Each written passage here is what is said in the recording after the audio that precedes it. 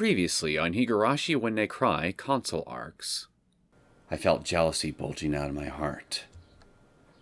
Though I continued to maintain a smile, I struggled to suppress the dark feelings threatening to take my heart over. Calm down, Natsumi. Cool your head and really think about it.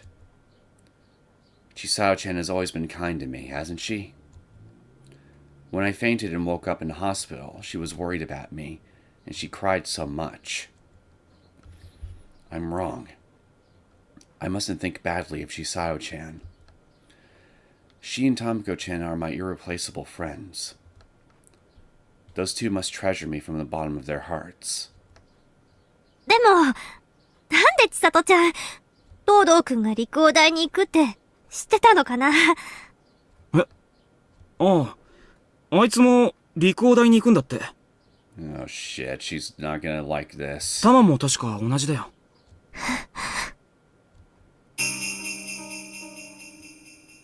Right then, something snapped inside my heart. So why didn't the two of them tell me? Were they laughing at me behind my back? When I graduate from high school, I'll be going to a different school, and I'll become separated from Toro-kun.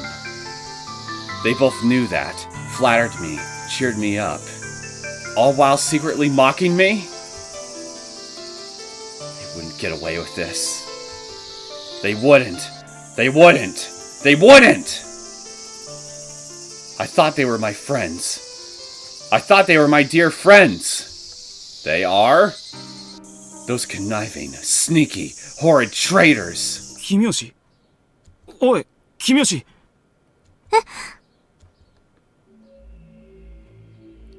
When I came back to my senses, I noticed. Tokun was squatting down beside me and looking over at me with a worried expression. I hit my shoulder hard and looked up at Mom with tears in my eyes, shuddering. Mom's face was colored with a rage I'd never seen before. And she was glaring at me. What the fuck did I do? Natsumi, あなた、私たちに隠し事をしてたわね。隠し事？何のこと？とぼけないでI cowered. I have been right in the line of fire at her air-shattering scream. My entire body trembled in fear. My throat parched like it was burning. And my mind was going blank. どうしたの？お母…先生から先ほど連絡がありました。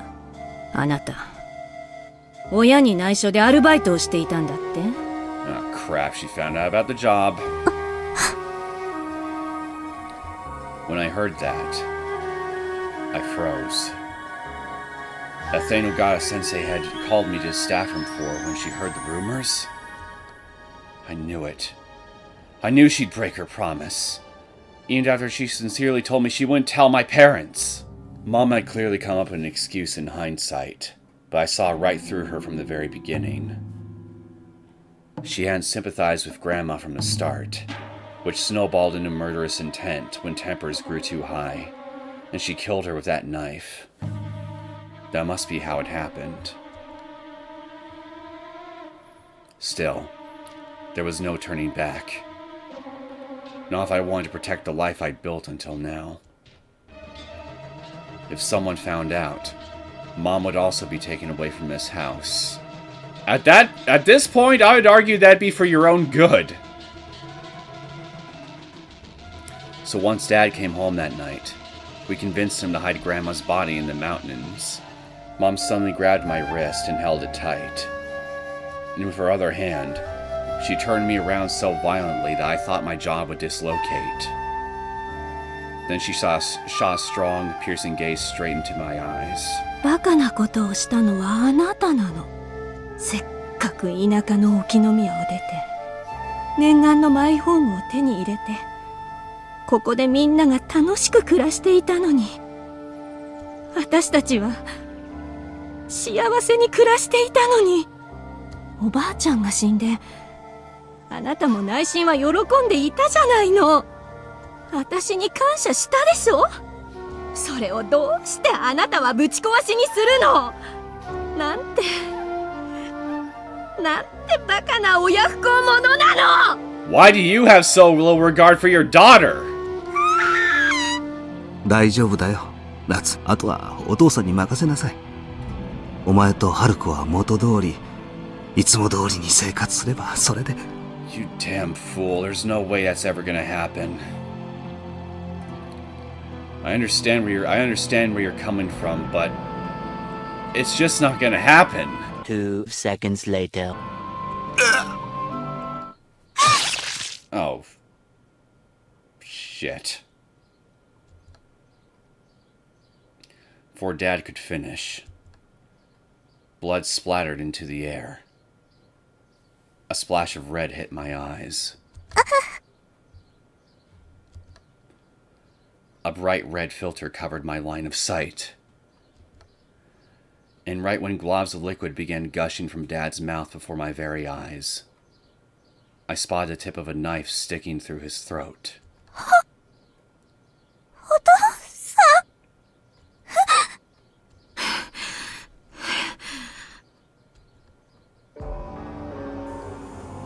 Get the hell out of there! Now! Jump through the window! 私は悪くない！全部お父さんのせいなの！せっかくうまくいってたのに。邪魔者は消えて、せっかく全部元通りになろうとしてたのに！そんな…みんなが悪いの。みんなが協力してくれないから悪いの。お社様のたたりだと騒いだり、死体をわざわざ見つかるようなところに捨てたりして、みんなが、家族が私の邪魔をするの！みんな私の家族が悪いのよ！ Mom grabbed a hold of my hair. The hair that Grandma used to tie every day. My lovely hair. That hair was being clamped down by Mom, roughly handled like it was about to be torn out. 痛い！お母さん痛いよ！どうしてよ！どうして邪魔するのよ！家族なのに！家族なのに！私たちは家族だったのに！ I mustered all my strength and tried to snatch the knife from Mom with one go. But for a moment, I lost the balance of power and the knife left my hand. In that gap, Mom began to swing the knife upward. Shaken off, I lost my balance and fell hard on my backside. And then, Mom swung her arm up too hard, and the blade of the knife cut into her neck.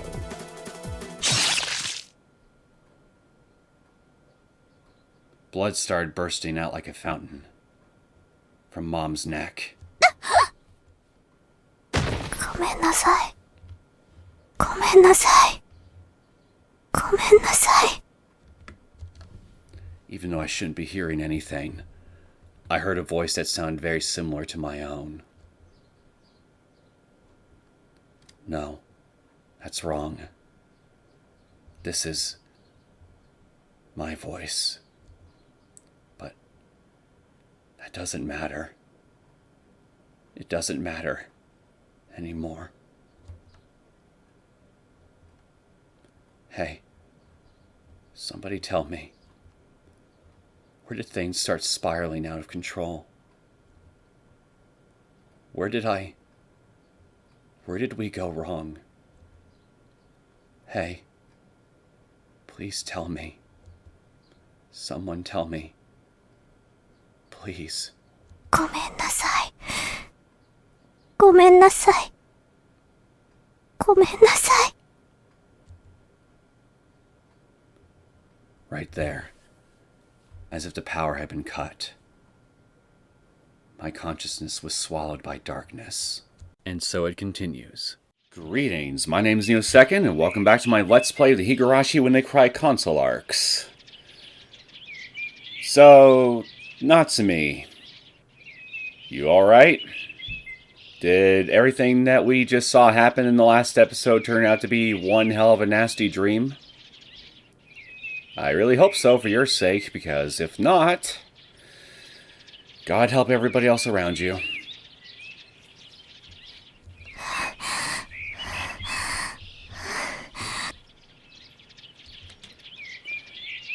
When I sat up, the blanket laying up to my chest fell forward and rolled down to my knees.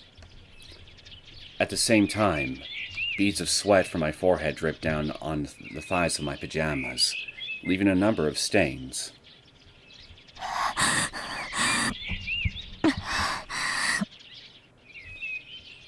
I held down my throbbing chest to remedy my hoarse breathing.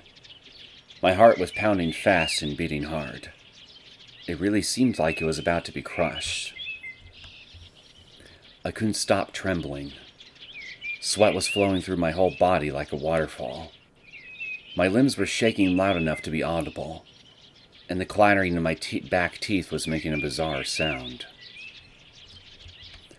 My hair was sticking to my forehead, my neck, and my cheeks, making me feel gross.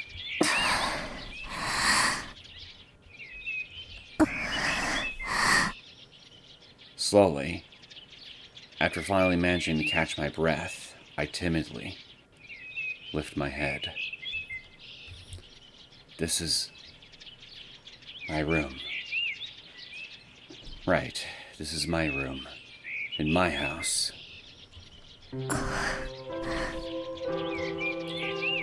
I slowly looked back at the alarm clock on the side of my desk.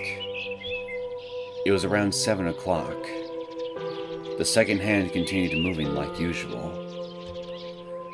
So, Akira, are you anywhere close by? From out the window, I could hear the cry of a sparrow. Sunlight brightly shone in through the window with the curtains open wide, telling me it was morning.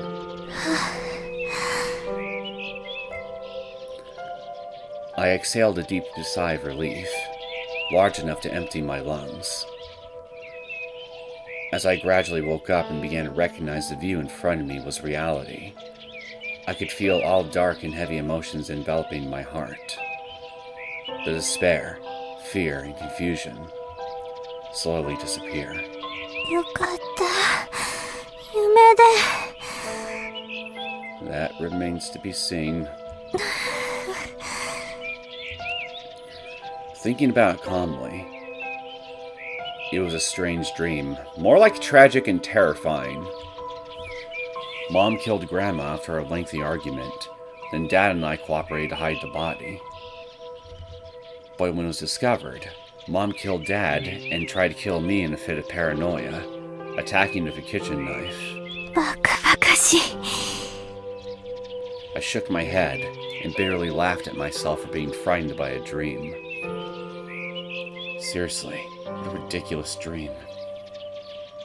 It was like that bad horror movie I saw on TV the other day. No matter how strong-willed Mom is, I don't think she's the kind of person who would lose all reason and kill Grandma. Well, unless she got a really nasty bug. And not to mention the notion of her killing Dad seemed absolutely impossible. It was so obviously unrealistic.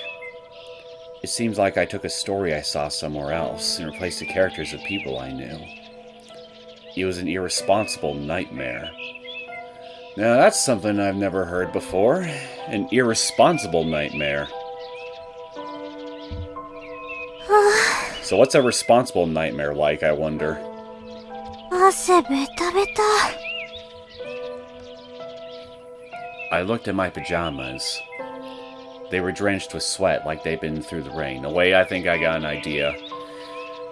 I am sleeping, and then suddenly, my boss pops in and bops their face through in the darkness and the void of my mind, yelling at me to get up and get ready for work. Because otherwise, if I'm late, I would get fired. Something like that, right? Does that count as a responsible nightmare? Because I sure as hell never want to see my boss in my dreams. This might have been the first time in my life I experienced a night sweat like this. The sheets were damp too. It was a little uncomfortable. Mom will have to wash these sheets. And I'll have to dry off the bed. You know, I just thought of something. Right now I'm running with the assumption that everything that happened in the last episode, unfortunately for us all, isn't a dream. And we did literally just survive by the skin of our teeth. In which case, I gotta wonder. Assuming that all actually happened, and again, I'm assuming that indeed did, why am I not at the police station or at the hospital or somewhere else? Because I would imagine after something like that, somebody would have heard all the commotion going on at the house and called the police, and then, well, it'd be a freaking circus over here right now. Unless all that really was just a dream, in which case it would certainly explain why I'm here, not at a hospital or something. Moving on. Mom will have to wash these sheets. I'll have to dry off the bed. I got off the bed, tossed the blankets to my desk, and yanked the sheets off. There was a huge stain on top of the thin mattress, so I folded it into quarters, intending to wash it too. でも、今日中に乾くかな? Since we have a large washer, we can even wash futons. But when it comes to drying it off, that depends on the weather. I thought that while walking toward the window, then opened it. A refreshing morning breeze blew in, the sun shining bright while hanging low in the sky. I tilted my head back and looked up at the sky. There were only a few scattered clouds. It looked like today would be a nice day. So for now, I didn't need to worry about the laundry. 気持ちいいな. The break of dawn had already passed, but I think this was the first time in a long time that I woke up this early. I'm always making preparations for tomorrow's classes late at night while listening to the radio, so I habitually stay in bed until the last minute in the morning. Bad habit. Even so, I went to school on Monday morning feeling half asleep, but for some reason, my head was clear today, and I didn't feel sleepy at all. Well, back in Hinamizawa, I woke up at this time without anyone waking me up, so it wasn't a big deal or anything. Enough of that, I murmured while shaking my head, then sighed. That's right. I've thrown away my ties to Hinamizawa, so it doesn't matter what happened in the past. I'll forget everything, cast off the shackles, and live as a resident of this city. And I'll study more and more. I'll fight against the people around me and narrowly pull ahead of them, just like everyone else in the city, and do my best to get into the same university as a Kirakun. That may be impossible. It might be too late now.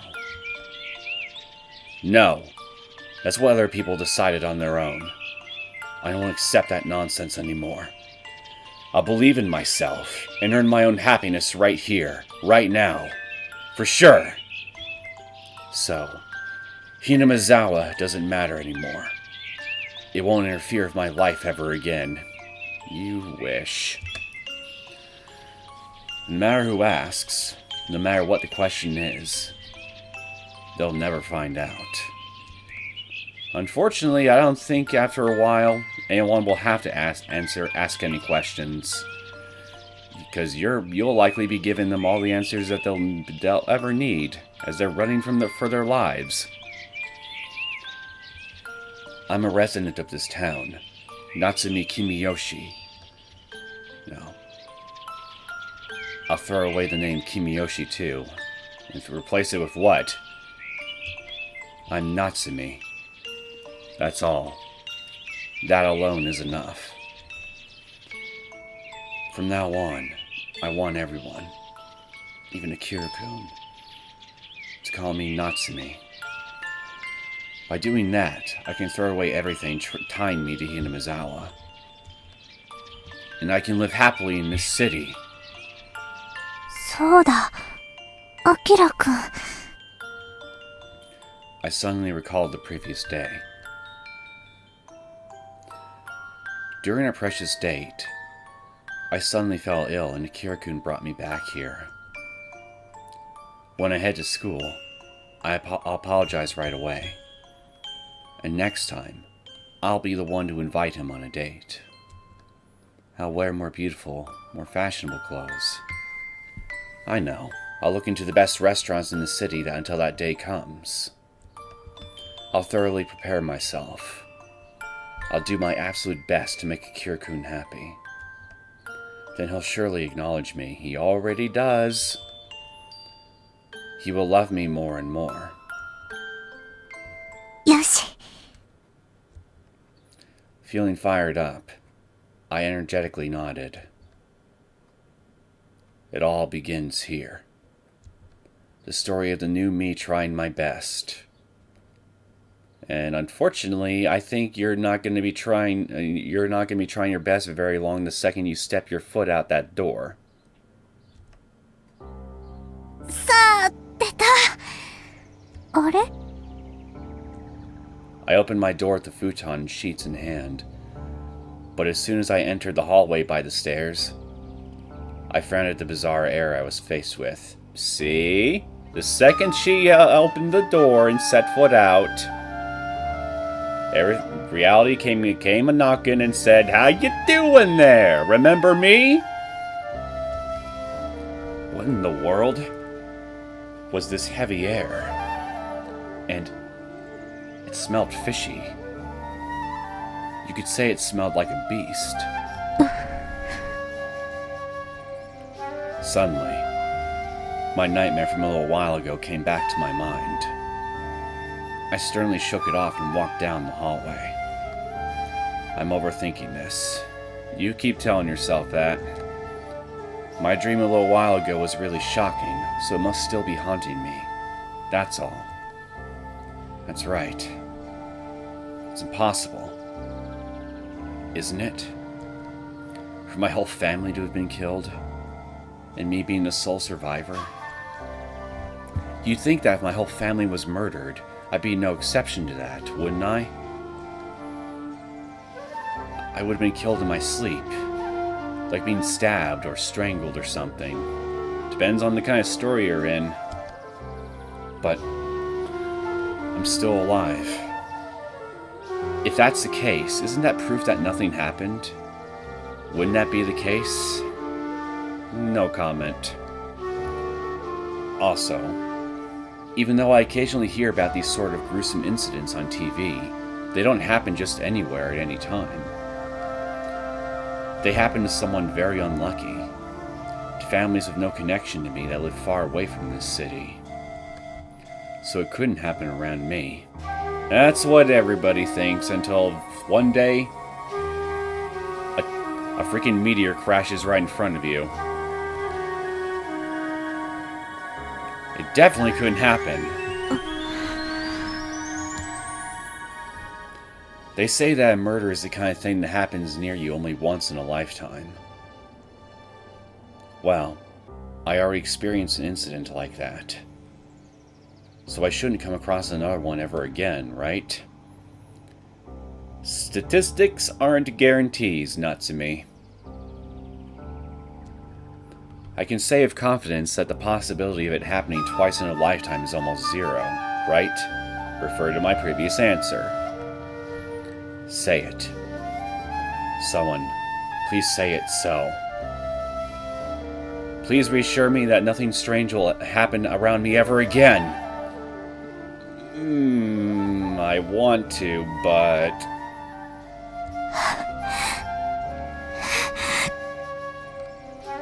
My heart was violently beating again, slamming hard against my chest from the inside.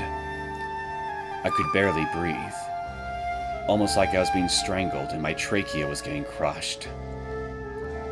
Despite that, I mustered my willpower and walked down the hallway, reinvigorating my fading senses. Finally, I reached the stairs, and slowly, Placing careful pressure into the soles of my feet, I made my way downstairs one step at a time. Tap. Tap. Tap. Pat. Tap. Tap. Tap. Pat. Pat. Pat. That's strange. That's really strange. Why do I hear another set of footsteps? After my own. Is that you, Hanyu? What are you doing here? Here to apologize profusely, I assume? There shouldn't be anyone on the second floor right now.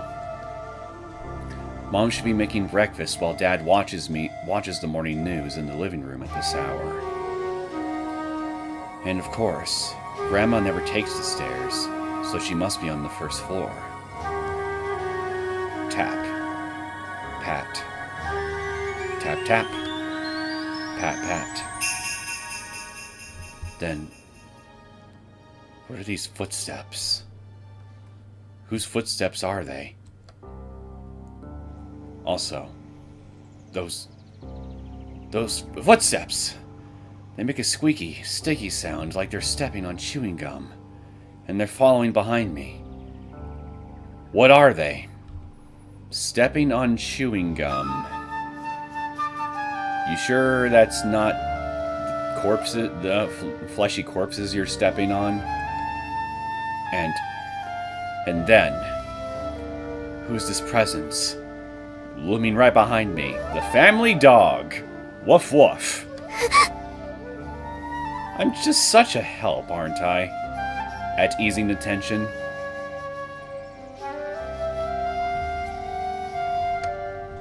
Really though, somebody should summon me if they ever need to if they never need to de-escalate a hostage situation.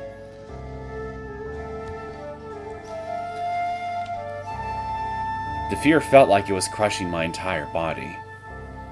Unable to handle the anxiety, I stopped in place with only a few steps left to go. It was right behind me, following me. It remained silent, but I still sensed it behind me, holding its faint breath. Excuse me. Don't turn around. It's pointless, because there's nothing behind me. Nobody is there. Right? Hey, isn't that the case? Well, why don't you check? A shiver ran down my spine. The cold sweat that ought to have run out once again oozed out and slid down my cold skin. The backs of my ears were burning hot. Then, just beside my neck, I felt the air move in a way that couldn't be the wind. Pat. I definitely heard that footstep. The presence approaching me from behind went silent and stopped again.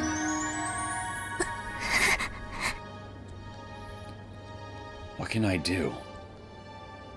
What should I do? That's simple. I should just turn around. There you go! Just turn around and check. Confirm that nothing's there so I can put my mind at ease. Then it'll all be over.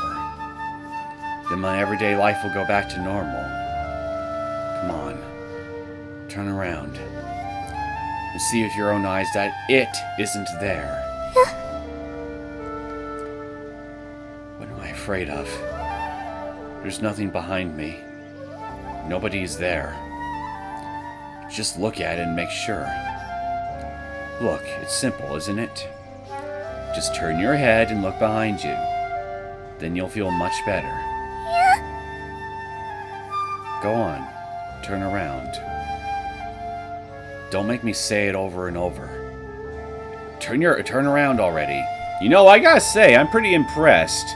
We're 20 minutes into this, and we still haven't confirmed whether or not the family breakdown actually happened yet. I don't know if I should congratulate the authors for being masters at prolonging things, but, well, you prolonged it quite a lot more than I expected, so congrats, I guess. In all due seriousness, though, I gotta say, this is starting to feel a bit dragged out. Turn your goddamn head already. Then I'll see. Come on. Look quickly. Look. Look at all those looks.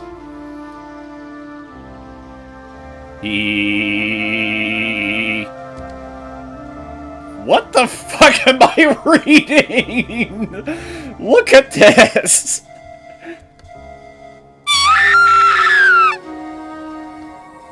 My body leaned forward as if repelled.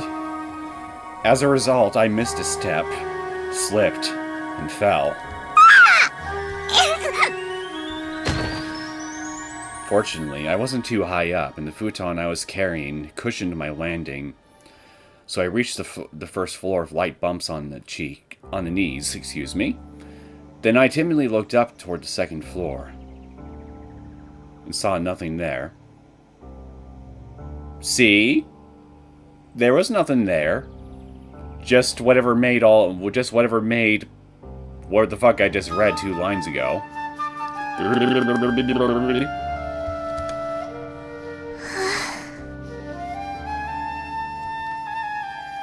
Wait, I think I know what that was.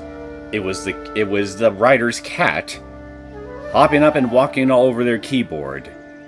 And the author, rather than just hitting backspace until all the gibberish was erased, decided, you know what?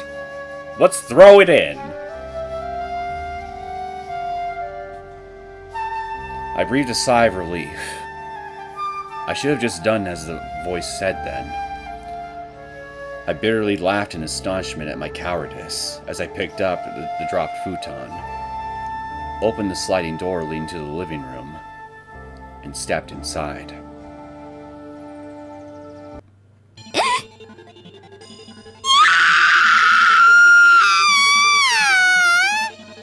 Well, I think we finally got our answer as to whether or not the breakdown happened. And it only took us about 23 minutes to get here. What is this? What is this? What on earth is this?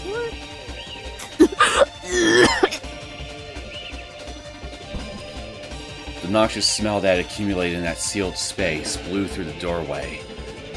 I inhaled it all at once after screaming, and vomited on the spot. Even though it was already morning, neither the lights nor the TV were on. The room was dark. Pieces of furniture and scraps of cloth or something were scattered across the room. Splashes of something gushing out echoed. And on the floor, I saw 2 people in unnatural poses with their limbs sprawled out, literally scattered about.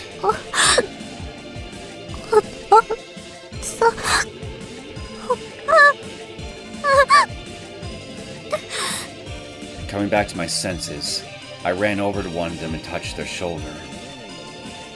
This is a bad joke, or a terrible dream. Mom and Dad are both just doing this to surprise me. So, when I get closer and look at her face, surely Mom will.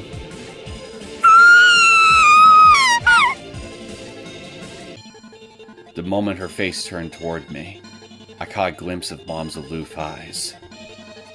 But her pupils were hidden under her eyelids. What I saw were the whites of her eyes. Her blood vessels had risen to the surface.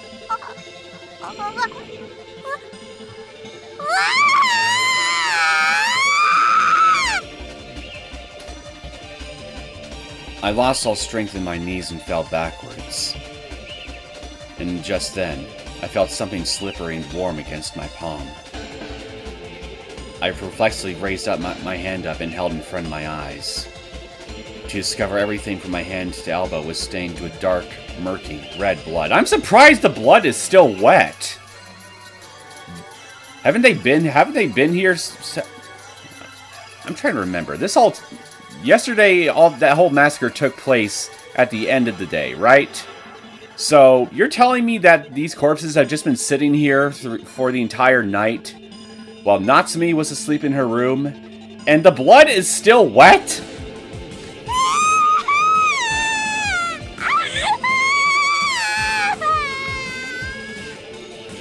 And that just brings me back to what I was thinking about earlier. We now know the massacre happened, so why am I still here? Where's Akira? Where's the police? Where's the goddamn nosy neighbors? Somebody? Anybody? I screamed, shouted, cried, panicked, widened my eyes, and frantically held my hand against the wall and pushed hard to lift my upper body. However, my arms gave out, and I slipped and fell onto my shoulder, right in front of Dad's face.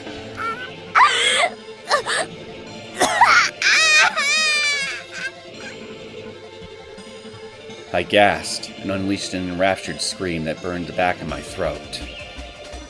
Unable to speak any further, I crawled on all fours to the other side of the room and tumbled through the exit into the next room.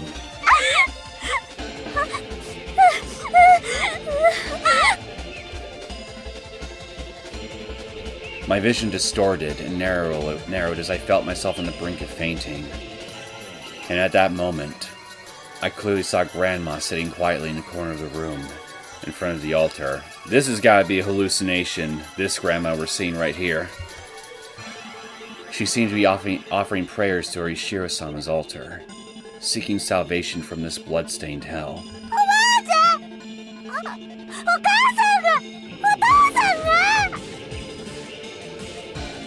Even though it was difficult to breathe, I wrenched my voice and called out to Grandma. But Grandma just kept praying without reacting, as though she hadn't heard me.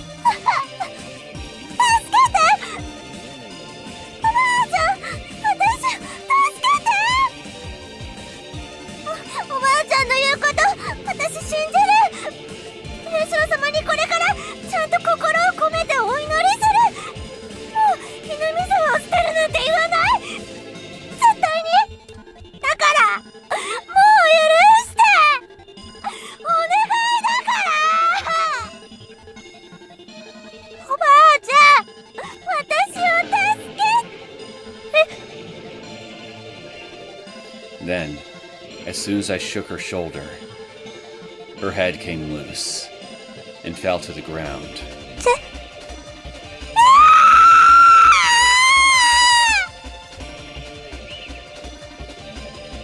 What does this mean? What's happening here? Is it because I wished for this back then? The curse came for me because I abandoned Hinamizawa and denied everything? Wrong. This is all wrong. This isn't what I wanted!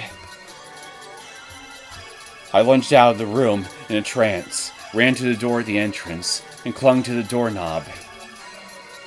I unlocked it, and clatter, clatter, clatter, clatter, clatter, clatter, clatter, clatter, clatter, turn, turn, turn, turn, turn, turn, turn, turn!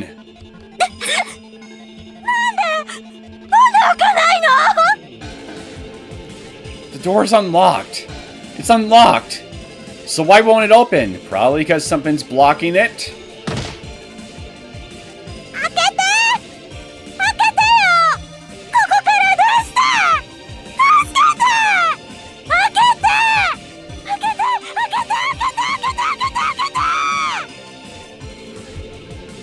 Even when I shouted, even when I screamed, even when I cried and begged, the door stood firm and would not let me out.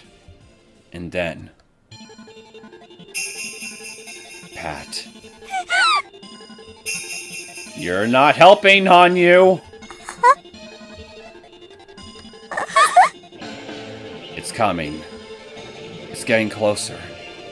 That thing is going to catch me and drag me out of here, pull me apart and grind me to pieces like everyone else. No, I don't want to die. I didn't do anything. So why is this happening? Forgive me. I'm sorry. Someone forgive me! Someone.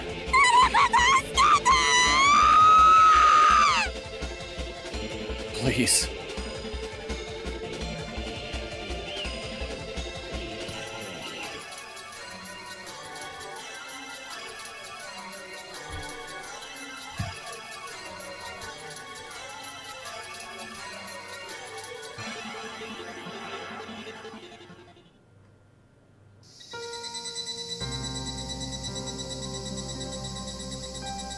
Akira stood alone on the rooftop after school, when everyone had left. Gazing into the distance, where the fuck did you go?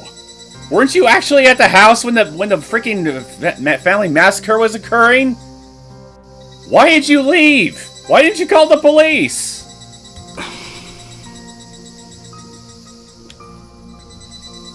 The light of the sun dyed the athletic field deep red, and the cityscape was visible on the horizon. He caught a glimpse of students getting ready to go home after club activities, and heard their cheers mixed among the cries of the Higurashi. It was a typical, peaceful after-school scene. Perhaps the reason it looked so melancholic was only because that's how it looked in Akira's heart. Suddenly, he turned to look over his shoulder at the bench behind him. Until last week, that was the favorite spot for the girl he liked. Last week. So what? It's now been a week since what, the last scene or something? Did we just do a flash forward? Not used to seeing the scenery from such a high vantage point, she would happily look down at it from the bench from time to time while having lunch with Chisato and Tama. Akira's two childhood friends would gather around her to talk and laugh. The girl in his memories kept shifting between laughing, getting mad, and looking exasperated. Break time was always full of cheer and laughter. But she would likely never sit there again. With bitter tears on her face, Chisato had told Akira last week what she heard from her homeroom teacher, that Natsumi would be leaving the school. The story of the tragedy at Natsumi's house spread throughout the entire school shortly after it occurred. At the same time, her Hinamizawan heritage was revealed in the worst possible way. Due to the widespread TV coverage, the students inconsiderately began speculating and spreading senseless rumors about her, as though they found the story a source of amusement and ridicule. The most damaged people, driven by their own remorse, were Akira's two childhood friends. 私がもっとあの子の力になってあげられたら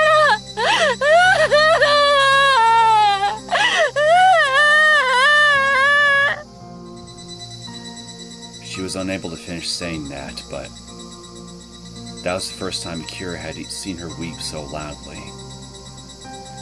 She was usually an optimist, acting like she didn't have a care in the world, but even Akira, who knew how passionate she was, and was almost convinced she was a strong girl who never cried in front of anyone, was unbelievably shocked by her show of emotion. Chisato welled with tears as she cried, venting her emotions to Tamako and Akira in a hoarse voice. 私が夏美のあの子が南沢だったらどうしようって勝手に身構えて敬語死になって一番助けなきゃいけない時に一番助けられる時にあの子にぶつかっていけなかった友達だって言ってたくせにこんな時に何にも役に立てなくて何が友達だよあんただけのせいじゃないよ佐藤私だって何も Chisato and Tamako both continued blaming themselves and weeping. And even though Akira wasn't crying, he felt the same way. All of them had been in a position to help Natsumi. He certainly didn't know how he could have helped, but there should have been something he could have done for her. But he didn't. And now he was left trapped in an endless loop of regret and self-loathing for what he failed to do. 私、あの子のことが好きだった。親友とか、仲良しとか、そんな簡単な言葉じゃない。初めて会った時から、夏美は、あの子の生まれ変わりじゃないかって思えるくらい、本当に無理二つだったんだ。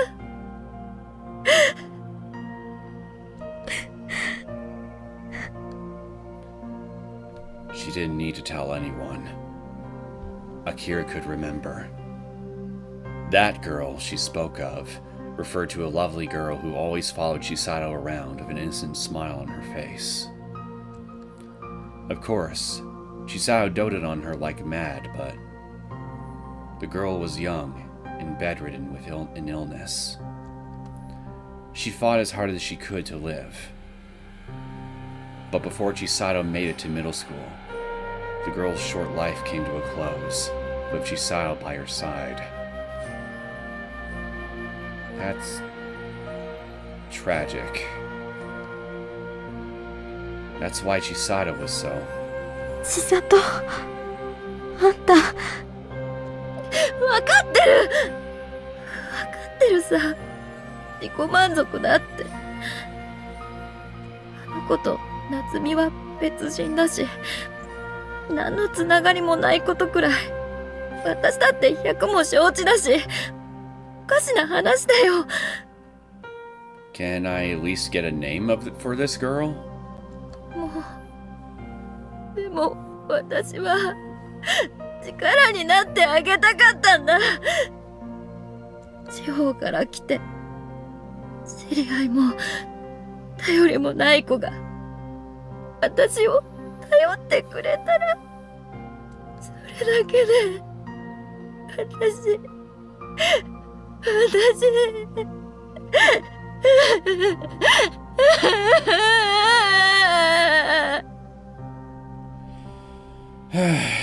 You know, that's okay. I didn't need to feel happy today anyway.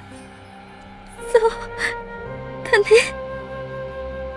私も、私だって。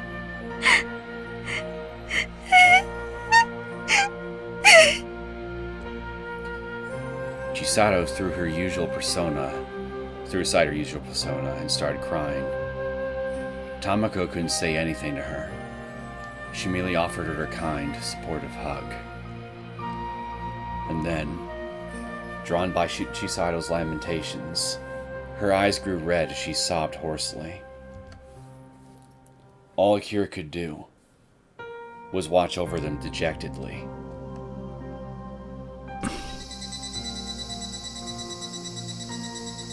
Since that day, Chisato and Tamako haven't spoken much. Every time they saw each other's faces, it reminded them of Natsumi, whether they wanted to or not. Those thoughts naturally put them at a distance. 俺はどうすればよかったんだろう。 Suddenly, Akira asked himself a foolish question.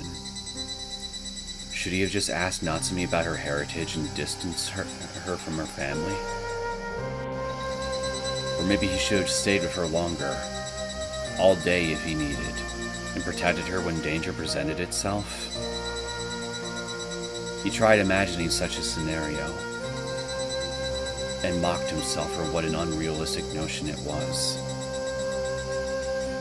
There was no way he could have done either.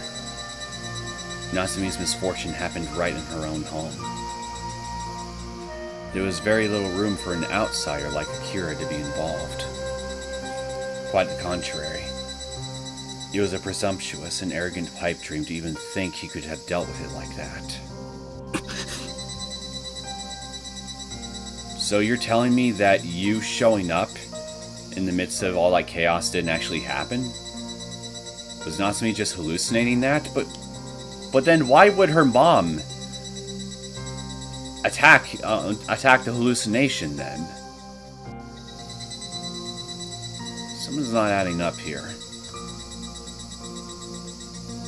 Even so, Akira clenched his jaw while scratching his hair to relieve the irritating, helpless feeling encroaching on his entire body.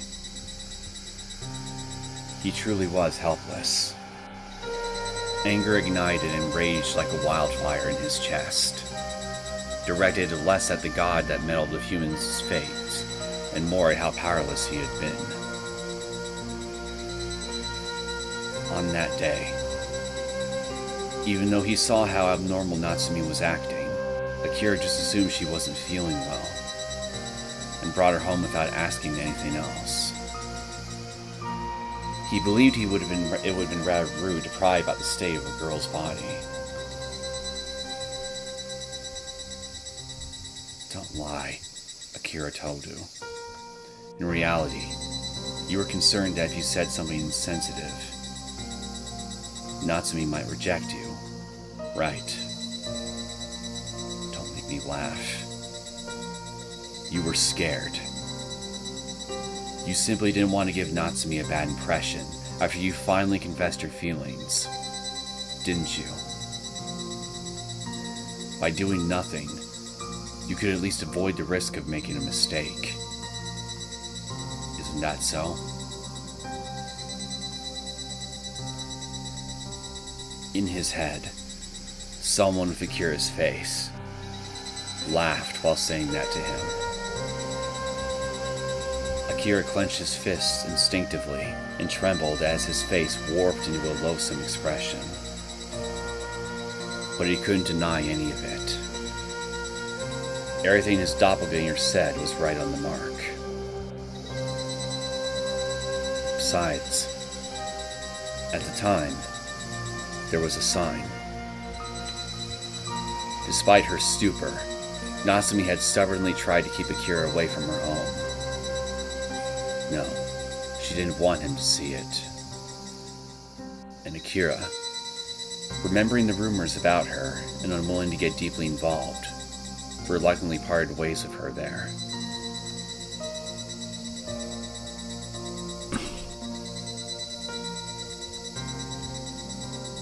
If instead he dragged her along to go to a park and offered friendly encouragement. Sadly, it wouldn't have changed what happened within the house itself and what she would have came back home to. This is just a tragedy that was just inevitable. If only he'd been prepared to pry her concerns out of her, even if it meant getting shunned or hated. Perhaps then he wouldn't be here all by himself, moping about how pathetic he was. それじゃあ日曜日は任せた。しっかり夏美のために働いてこいよ。じゃあね、アキラちゃん。夏美のことよろしくね。Both Chisato and Tomoko entrusted Natsumi to Akira. Both of them believed Akira could do it. 君吉夏美 Seeking purity and peace, the name of the one he loved emerged from the depths of his heart and came out as a gentle mutter. And the raging desire to see her again erupted from the back of his heart, leaving a rending pain in his chest. He wanted to see Natsumi, to see her again, and talk. And if that came true, then he swore that he wouldn't fail her again. Not this time.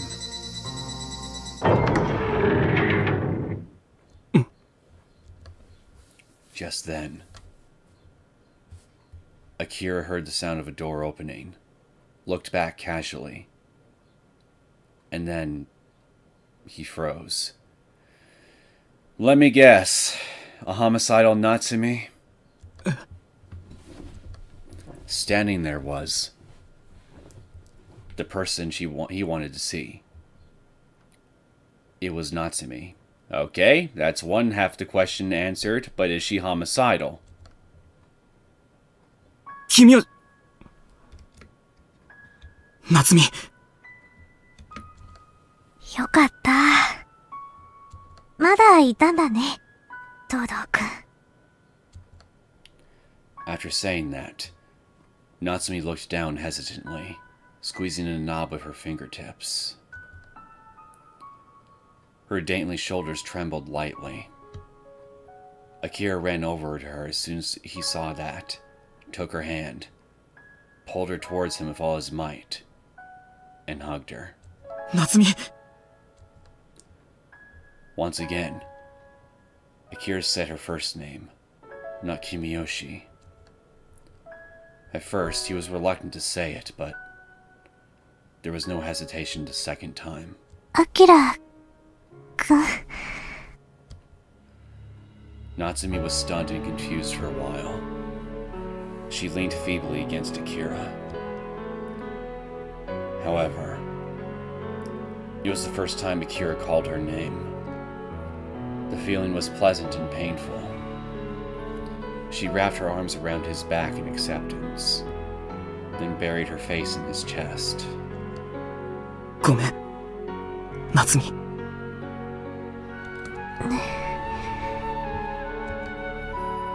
When he opened his mouth, an apology came out.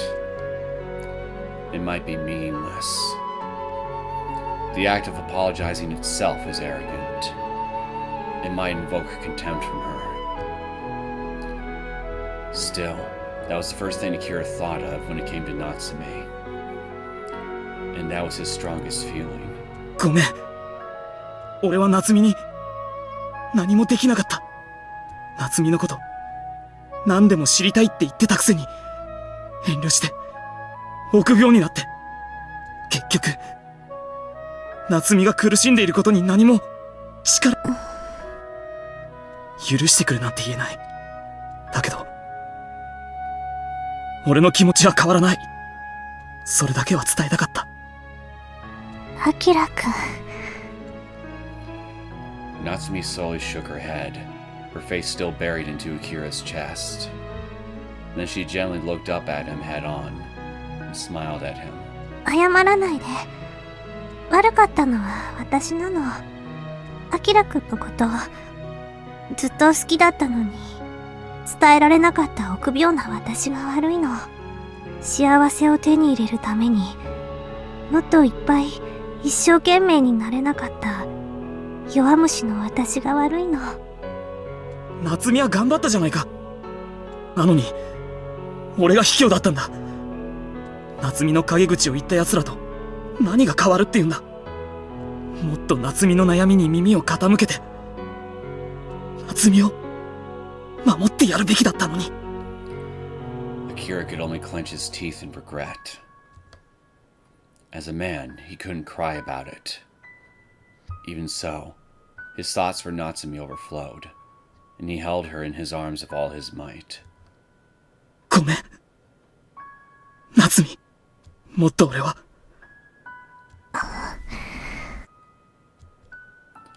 Silence enveloped the two of them. The sunset setting on the horizon illuminated their figures with a deep red, casting long shadows along the rooftop. You know, I just thought of something. Assuming that this isn't just what I'm seeing here isn't prep work on Natsumi's part to commit a murder-suicide out of, well, frankly, well, I lost everything, so let's just exit stage left with the man of my dreams. Assuming that's not going on right now, I got a question. Where exactly is she gonna go? Her whole family's gone. When they mentioned that she's leaving the school, I mean, is she going to an orphanage or something?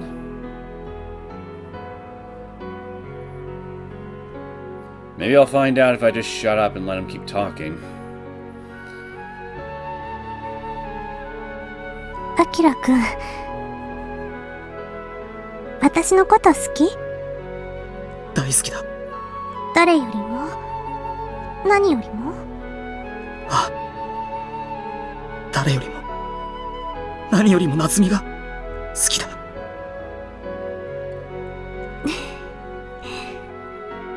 Natsumi sighed against Akira's chest.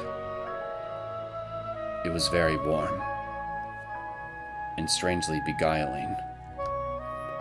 Akira was unable to withstand the huge embarrassment and the pounding of his heart, so he instinctively looked away a bit from her bleary eyes. 私が好きなら、何があっても私を見捨てたりしない？ああ、じゃあ、 Muttering that, Natsumi smiled. A thin silver thread of saliva ran down her lip from the edge of her mouth. I do not like this. It almost looked like blood against the light of the setting sun. Then, that moment, the hands that had been resting on Kira's back quietly moved around his chest, climbed to his shoulders, then reached up to the back of his neck. And then, 私と一緒に死んで。ring, ring, ring, ring, pick up that phone, 'cause I called it. Say your prayers, you poor son of a bitch.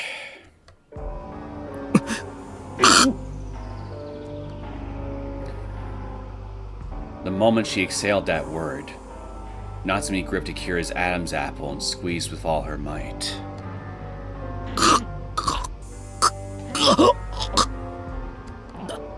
ナッツァ。アキラくん、私のこと好きなんだよね。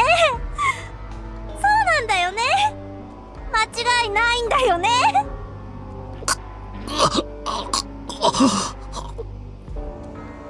Come on, throw her off. She can't be that strong, can she?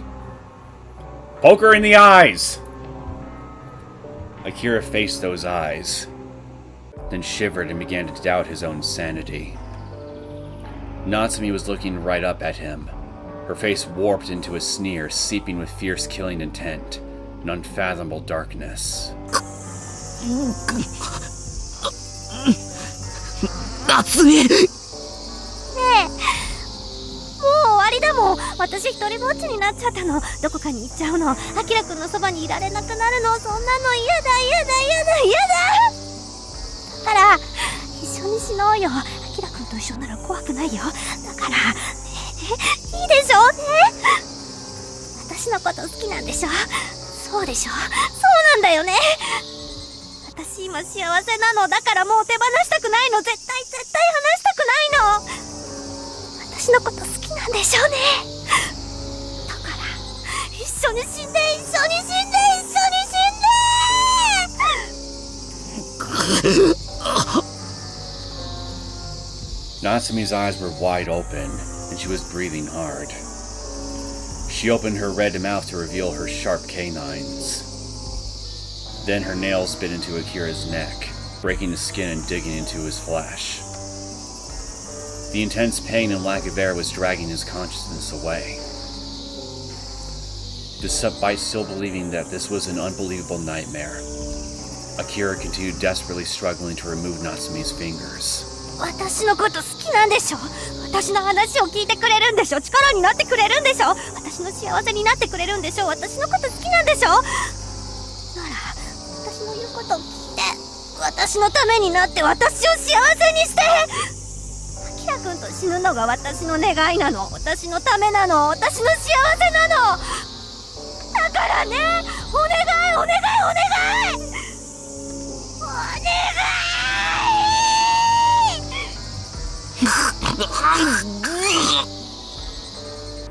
Thanks to Natsumi's incredible strength, Akira was now lying face up on the floor. Her long hair started unraveling and began clinging to his face from above.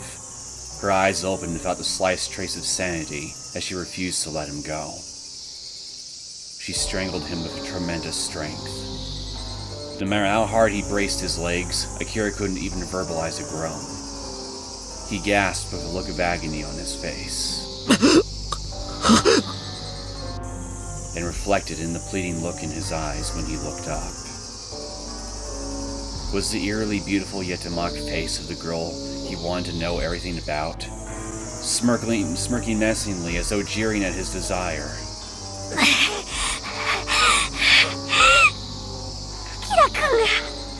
アキラくんが好きだなんて言うから好きだなんて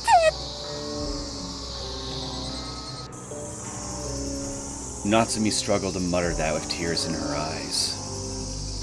She tightly clenched her jaw, causing fresh blood to overflow from the edge of her mouth, leaving a number of stains on Akira's cheeks.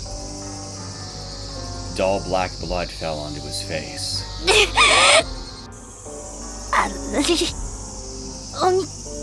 なのに Why are you vomiting blood? Why are you leaking blood from your mouth? Did you swallow poison or something? 好きだなんて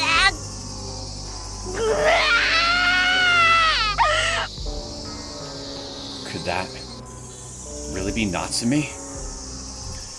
Was this the true form of the Natsumi Kimiyoshi he wanted so desperately to see again? Why the long again?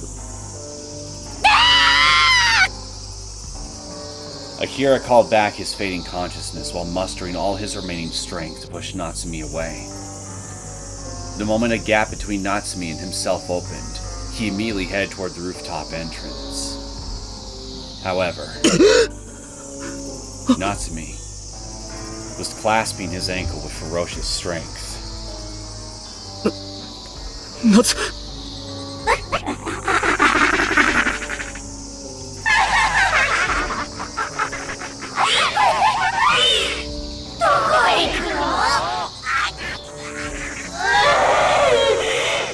Well, this is new.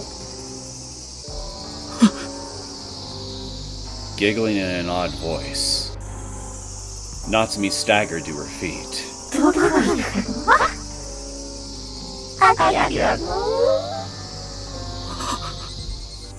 逃げ出したりして鬼ごっこしてるの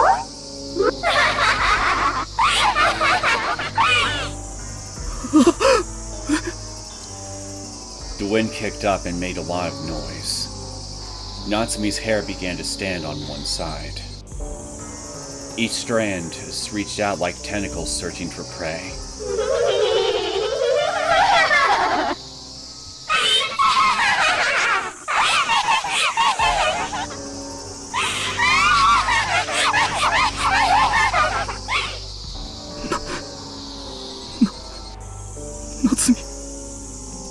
Overwhelmed by her deranged laughter, Akira lost his strength in his leg and fell to the ground.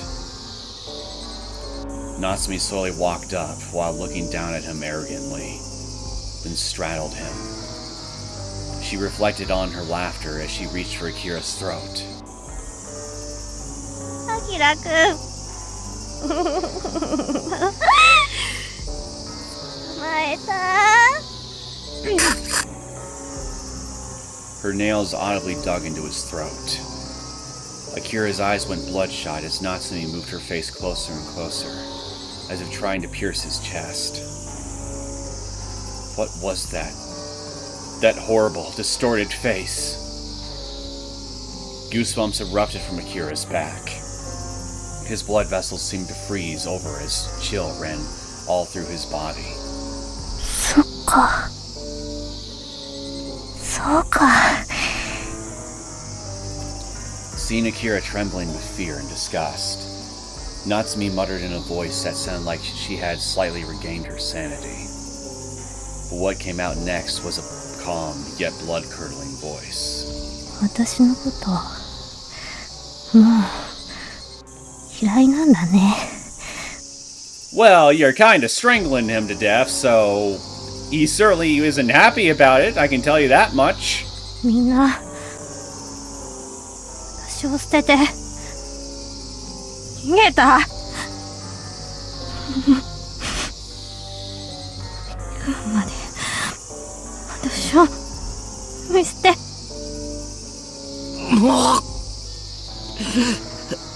やめ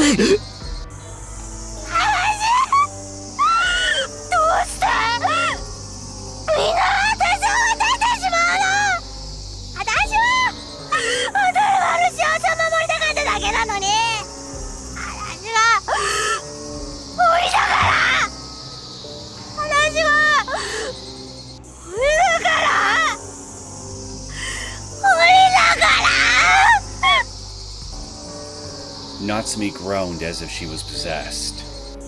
However, Akira's mind was ensnared and he couldn't move. His feelings for Natsumi, the terror in front of him, determination, madness, the demon in front of him, his erratic jumble of emotions threatened to burst from his very blood vessels. 夏美もうこんなことやめよう。 Natsumi's eyes narrowed. She then placed her hands on his Am's apple as she shivered with rage and terror. やっぱりそうなんだ、嘘だったんだ。私のこと好きなんて嘘だったんだ。みんな嫌い、みんな嫌い、嫌い、嫌い、嫌い、大嫌い。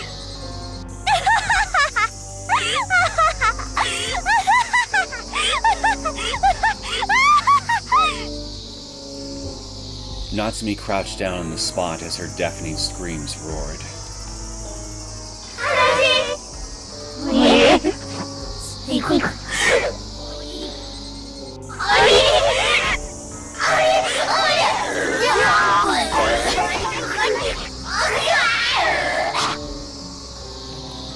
Natsumi scratched at her throat with her long fingernails.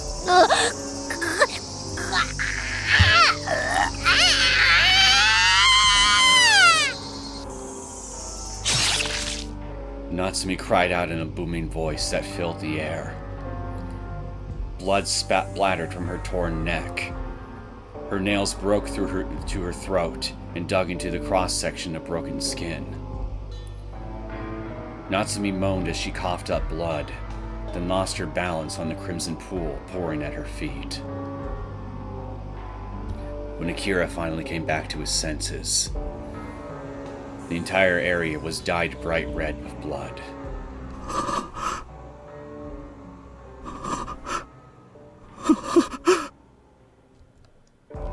Bright red blood dripped down all over Akira's body. He was an empty shell, completely devoid of any remaining sensations and emotions. But even so, the shock from his total denial of the tragedy that unfolded right before him left him unable to blink. Look closely, Akira. You wanted to know everything about Natsumi? Well, you got your wish. Now that you know everything, can you still say you love her? Bright red tears of blood poured from Natsumi's eyes, like waterfalls.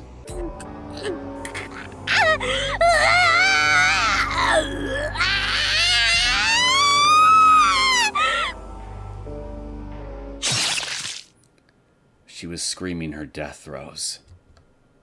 Blood gushed out of her as she spewed even more blood with her screams. The more violently she writhed, the more merciless and deeper her nails dug into her neck. They chiseled away at the inflamed chunks of red meat emerging from the gaping gash on her neck. Fresh blood and muddy bodily fluids erupted from Natsumi's body and gushed out as far as the eye could see.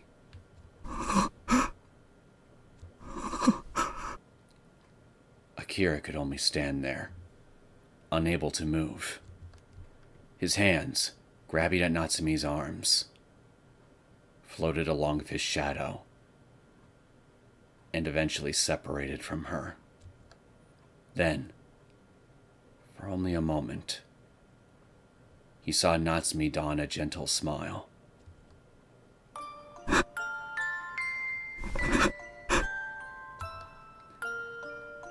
That was right. Akira abandoned Natsumi in his heart the moment she suddenly changed, and he fled from her. Just as he was able to see all of Natsumi, Natsumi too was able to see the truth of his thoughts. He wondered if Natsumi expected things to end this way. From the moment, she cried that she loved him.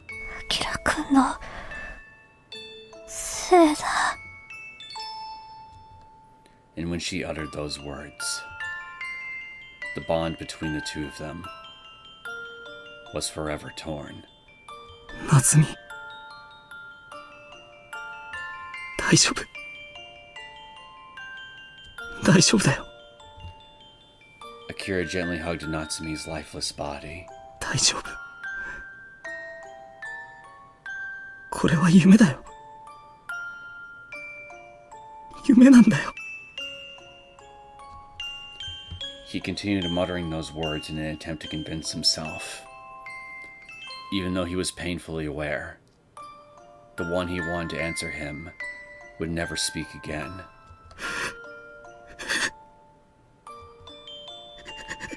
Little by little, the warmth faded from Natsumi's delicate body.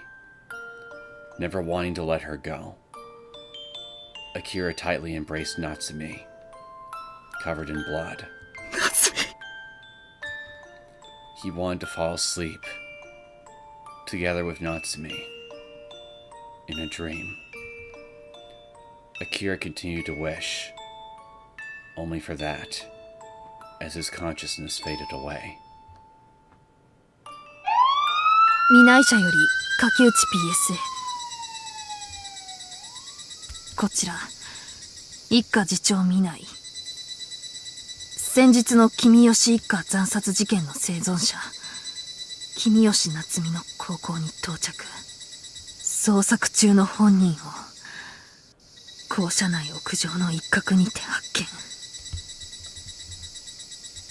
君吉夏美は到着時すでに死亡。死因は失血死。第一発見者は同級生の男子生徒で軽傷を負っている模様。応急手当ての後、任意にて事情聴取を行いましたが、心身に衰弱が見られるため、現場判断にて聴取を中止。引き続き現場検証を行います。どうぞ。竹内 PS より未来警部へ了解しました。引き続き捜査に当たってください。どうぞ。了解。更新終わります。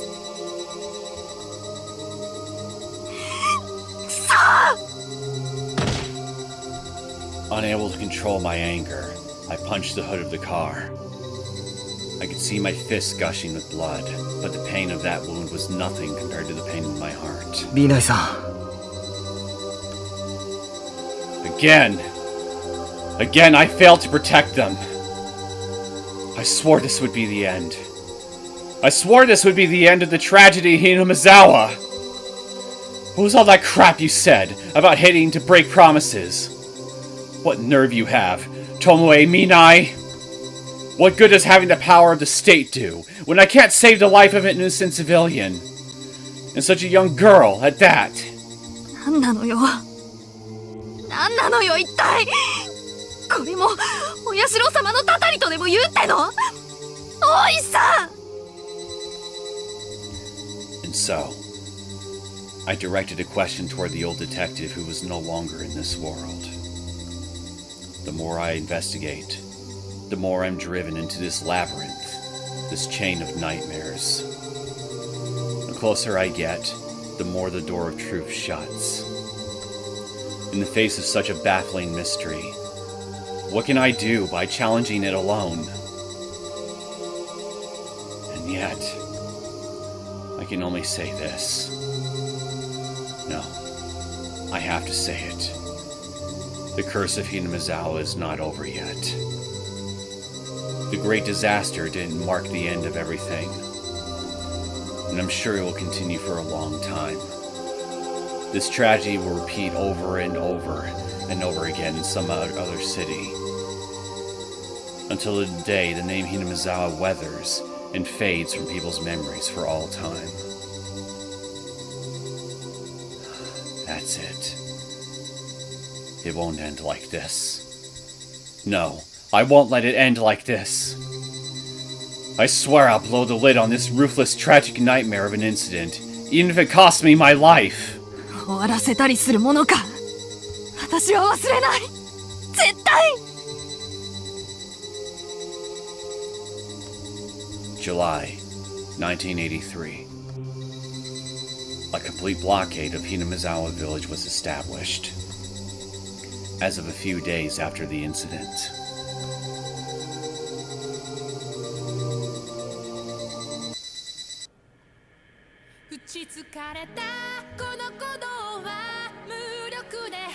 Jiro Tumataki, real name unknown, commits suicide on the village. Yada yada. You know, I'm just gonna let you guys read this.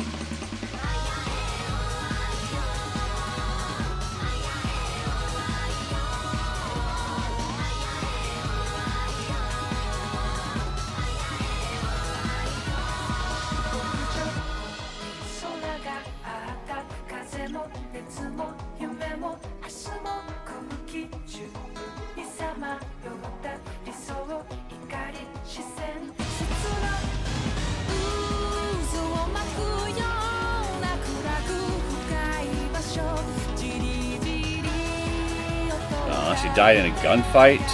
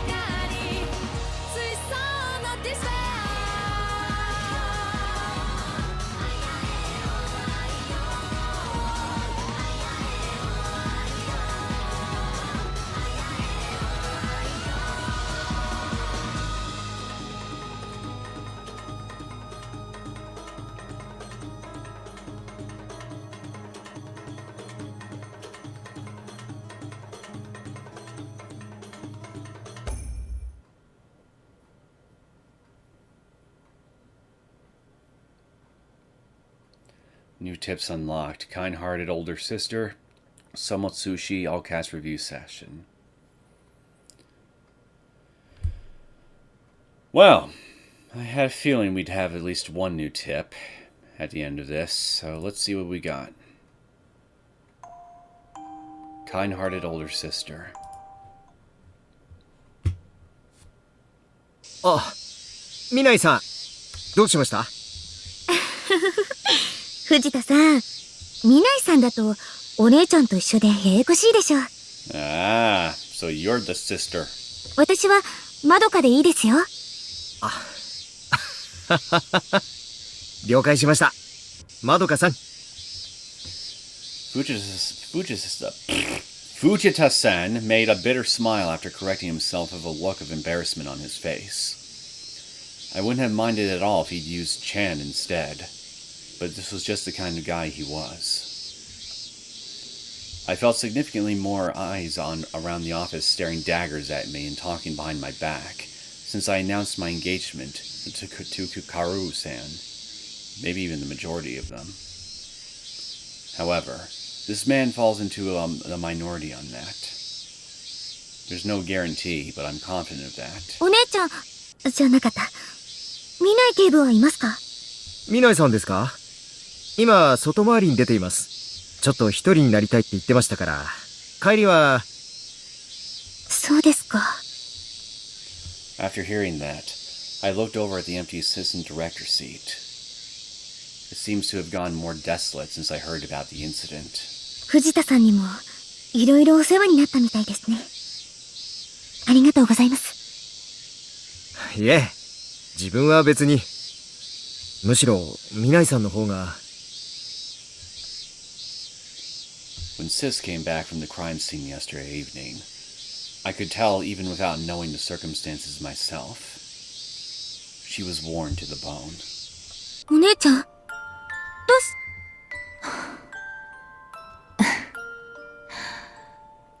When I called out to her in the hallway, Sis gently tapped me on the shoulder and smiled, then headed for the 1st Investigation Division's floor without a single word.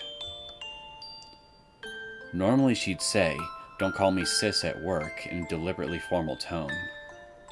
But now, 亡くなられた娘さんって、お姉ちゃんと親しかったんですか？それほどってわけじゃないんですが、いろいろ情報を提供してもらったりして、何度か顔を合わせていましたからね。まして、最後はあんな死に方じゃ、やりきれないですよ。どこかで気づいて、最悪の事態も防げたんじゃないかってね。I understood. Sis was that kind of person. She tried to stay dedicated to her job, wishing she were omnipotent despite being well aware no one was. And when she fails at her job, she harshly blames herself and falls into deep depression. Detectives are not gods, so it's likely nobody will blame Sis. But she just can't set aside her feelings. She's really awkward that way. 藤田さん、私、時々思うんです。お姉ちゃんって本当は、刑事に向いてないんじゃないかって。まどかさん？今、この駆け打ち所の管轄内だけで、どれくらいの人が死んでると思います？どれだけの人が犯罪をしでかしているか、10や20、それこそ100でも収まらないくらいたくさんの人が悲しんで、苦しんで、その一つ一つに同情したり、後悔なんてしていたら、心が持ちませんよ。それに、警察だって人間だから、万能じゃないんです。間違いだってあるし、できないこともある。それなのにお姉ちゃんはいつもみんなに応えようと頑張って、あちこちに動き回って、その分、ボロボロになって傷ついてる。もっと割り切ってやらなきゃ、本当に壊れちゃうのに。まどかさん。Since she was young, she's had the stronger sense of justice than anyone around her. I think it's due to the influence of our deceased father. He was like that, and she was the one who most closely watched over him. I looked up to our sincere and compassionate parents, too. But I grew to reject that after years of seeing how that philosophy always resulted in the two of us drawing the short end of the stick. Besides, I have watched her get depressed and sad whenever she fails from up close all this time. That's why, whenever I see her in pain about it, I get the urge to complain to our parents for making her suffer by drilling the wrong mindset into her. お姉ちゃんは気が優しすぎるんです。口とかはきついのに、相手のことを余計に考えちゃって。せっかく必死に頑張って試験に合格してエリートの道に進む資格を手に入れたのに、偉い刑事さんになったんだから、もっと仕事を割り切って考えて、できる範囲内で犯罪者を取り締まっていけば、勝手に出世できるのにな。ずいぶんな言われようですね。それじゃあ俺たち警察は自分の出世のことだけを考えて犯人を捕まえていけばいいんですか？加害者の事情とか被害者の悲哀なんて考慮する必要はないんですか？ごめんなさい。そういうつもりじゃ。いや、わかっています。わかるつもりです。Fujita-san played it off facetiously and smiled. And then, he spoke while gazing off into the distance of a gentle expression. 確かに、ミナイさんはあんまり賢くないです。本当に賢かったら、準キャリア組なのに、こんな偏僻な場所に飛ばされて、それでも一生懸命に働くなんてこと、絶対にできないと思いますからね。ですけど、内緒にしててくださいよ。知ったらきっと怒ると思うから。ああいう性格の人だから、俺たちも忌憚なくボスと仰いで頼りにできるんですよ。確かにちょっと危なっかしいけど、真面目で、一途で、未来さんの正義感は本当見ていて清々しいですから。逆に俺はああいう人こそ早く偉くなってトップに立ってもらいたいと思いますけどね。藤田さん。それに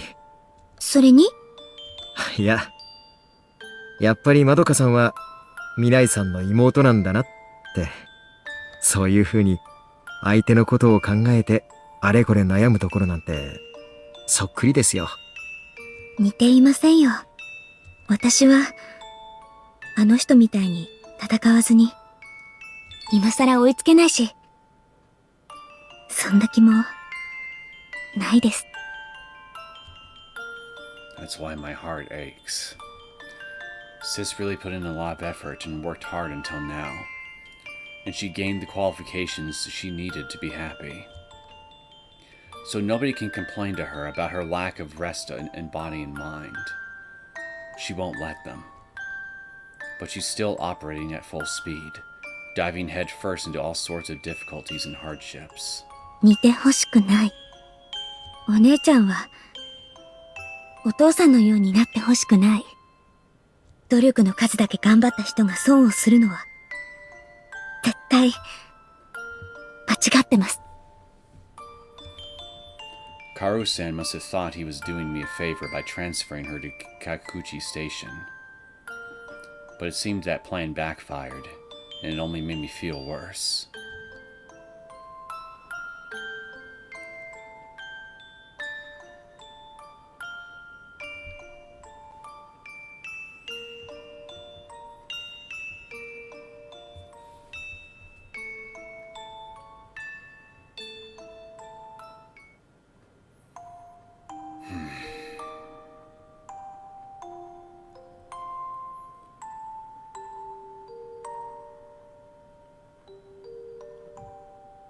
I can understand where they're both coming from, honestly. Detective Minai and her sister, I mean. I don't think either of them is necessarily wrong to tackle the world around them the way they do.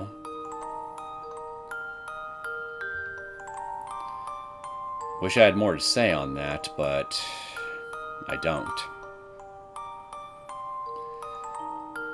So, can we get something a little lighthearted to end this miserable episode on? Go out on a high note?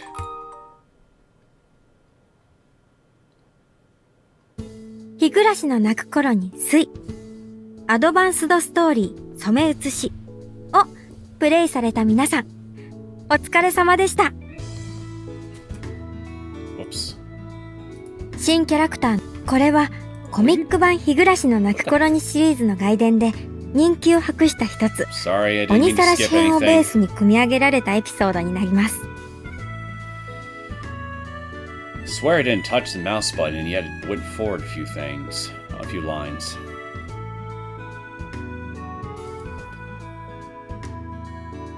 Yeah, I think I remember hearing it somewhere that this story was based on a manga, on an original manga piece, likely from one of my viewers. I wish I could remember who exactly told me about it. 本編とはまた違う面白さをちょっとでも楽しんでもらえましたらとっても嬉しいです。ちょっと楽しむどころか主人公の夏美まで死んじゃう最悪のバッドエンドじゃん。これで何を愉快に思えって言うのさ。 I'm with Chisato on this one. しかもタマコ、なんであんたが進行役やってんだ。そんなの知らないわよ。私はコンシューマー版の監督から任命されただけなんだからさ。まあおそらく夏美に任せると推しが弱くてまともに進まないし、千里だと内容そのものをぶち壊しにしかねないから消去法で選ばれたんでしょ。I see. So the director didn't want to face any criticism for his work, eh? Coward. アキラちゃんも口下手だから進行向きじゃないしね。悪かったな。誰がクラッシャーだ。ほら夏美、あんたも何か言い返しなさい。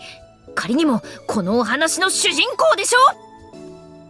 そんなの私に言わないでよ。私だって今回やっと隠れキャラ扱いからヒロイン昇格って喜んでたのに、危うくアキラくんを殺しかけるわ、最後はおかしくなって死んじゃうわで、今もズズーンって落ち込んでるんだから。Minor character? You weren't even a character at all until I played this thing, as far as I'm concerned. あ、そういえば夏美は本編にも何度か登場してたんだっけ。で、念願のメイン昇格がこんなお話じゃ確かに納得はできないわよね。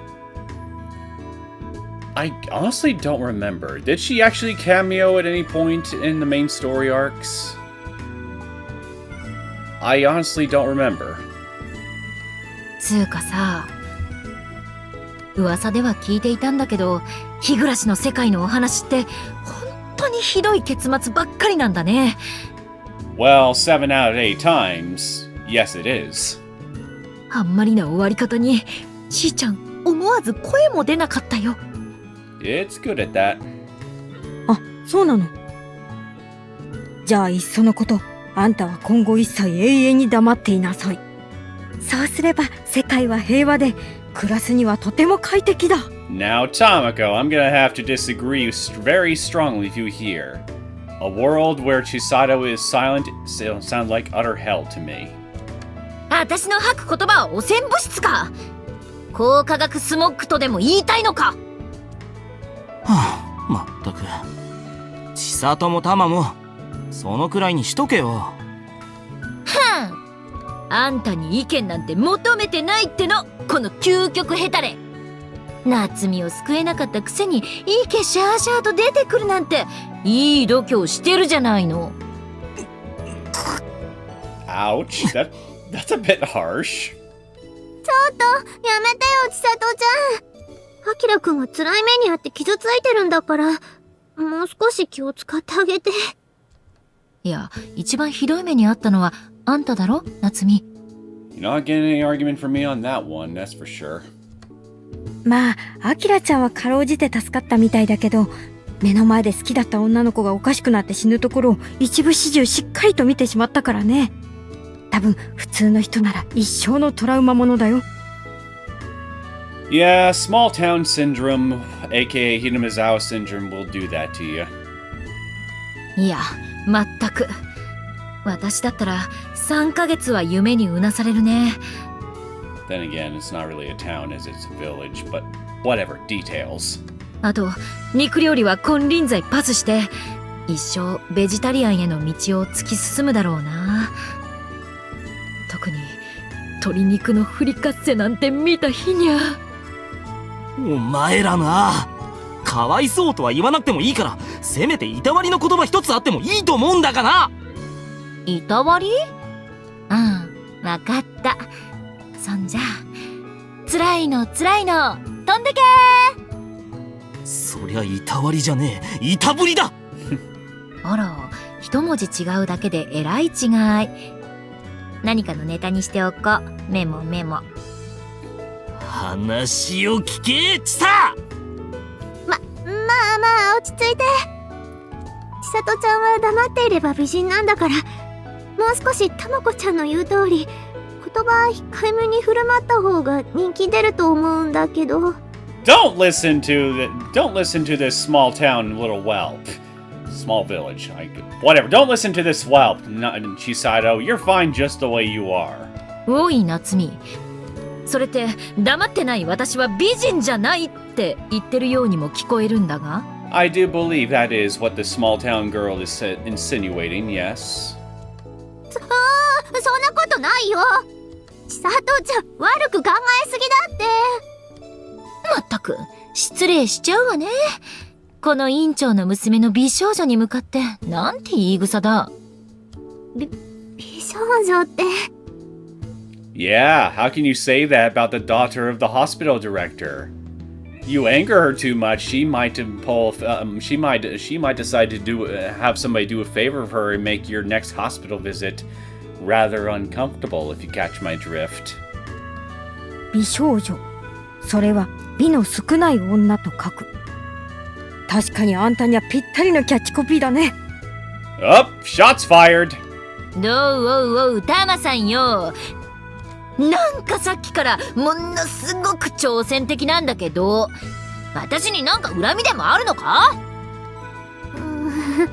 あきらくん、ちさとちゃんとたまこちゃんって昔からこうだったの？ああ、昔はもうちょっとひどかったかな。 How much more horror will we be talking about? I kind of want to see now. なんだと？おっと！それにしてもお社様のたたりがあってひなみ沢で大災害が起きたってことはまだ理解できたとしてもさ、村から離れた私たちの町に住んでるひなみ沢の人たちまでもが惨劇を立て続けに起こすなんて一体どうなってんだよ。Bug! これじゃあ私たちだってひなみ沢やその出身の人のことを色眼鏡で見ちゃうっての？確かにひなみ沢出身の人は気候が目立つなんて言ってたけど、でもそれって信心深いお年寄りにその傾向が見られるだけで、他の人たちはそうでもないんだよね。例えば夏美とか、夏美のお母さんは全くお社様のことを信じていない。しかも異常な行動をしているわけでもない。 Until they were. なのに二人がたたりに巻き込まれるなんて納得がいかないし、理不尽だよね。新人が足りなかったから逆に罰が当たったってことなのかな。ああ、だとしたら畠山のおじいさんや夏美のおばあさんが死ぬはずがないしな。じゃあ一体たたりってどんな人を襲うんだ？まさか無差別ってことも。だとしたら犯人は人間じゃなくってまさしくたたりってことになっちゃうけどね。超常現象によるものだからトリックも何もなし。でもそれで本当に解決ってことでいいんだろうか？そうだね。でも今回の構成を作った監督のお話だと、今回の染め写しはあえて鬼さらしという本来のタイトルを使わなかったことにトリックがあるって言ってたけど。 Is that a fact? Then by all means enlighten me. なんじゃそりゃ。染め写しに使用されている漢字は染めと伝だよね。で、これを逆さまにつなげ合わせると伝線。Well, ain't that just clever? I bet he was so proud of himself for coming up with that title. じゃあたたりってのはこのまま伝線していくっての？おいおい、冗談じゃないっての。こんな惨劇がずっと続いたりなんてしたらさすがに精神が持たないよ。Well, relax. It's not like this is the same curse from like the Ring or the Grudge movies or something like that. You're all fine. たたりなんてないですよ。あってたまるもんですか？ I disagree. Life is a curse. みないさん、こんにちは。こんにちは皆さん。遅くなってすみませんね。とりあえず今回のメンツはこれで全部？ひ、ふ、み。意外と少人数なんだね。これから話が続けばいずれ増えてくると思いますよ。 Oh boy! More new faces! 私の部下の藤田くんに妹のまどか、それに肝心要のあの人たちがいよいよ次回から参加する予定だって聞いていますからね。 By those people, do you mean by any chance anybody from the main story arcs? あの人たち？あ、それってみないさんの尊敬するあの二人の刑事さんのことですね。確かにあの人たちが加わればもっとたたりについて詳しいお話が聞けるかも。そうそう、今回は全て後手後手に回っちゃって申し訳なかったけど、次からはそうはいきませんからね。警察官の保険にかけても犯人を捕まえてみせますから、期待していてくださいよ。Well, even if you fail to live up to this promise, I'll forgive you anyway, just as long as you give me more ushi. おお、頼もしい言葉。ほら、アキラ、あんたもこれくらい堂々と言える解消を持ちなさいよ。悪かったな。俺だって次はちゃんと行動してみせるさ。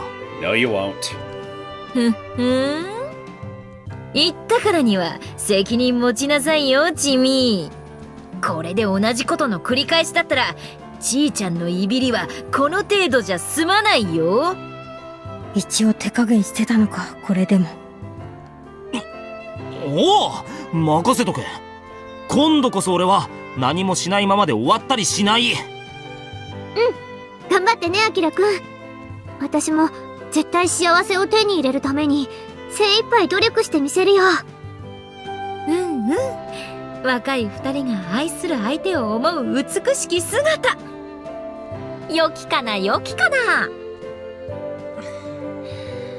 なんか見てると腹立ってくるんですけど。Well, go to a pub or something. No, actually, wait. Maybe going to a pub is not necessarily the best place to hook up with somebody. Find a date, but, well, go dating. Just go find a date. Can't be, I don't know, you're a detective. Surely you can use your connections within the police precinct to, look some interesting characters up, can't you? Surely all the criminals that are in your system can't be that bad. 独り身の私に対する当てつけかよ。あれ、そういえばミナイさん、監督から渡された私の手持ちの資料だと他にもう一人いるみたいなんですが。え、そうなの？どれどれ？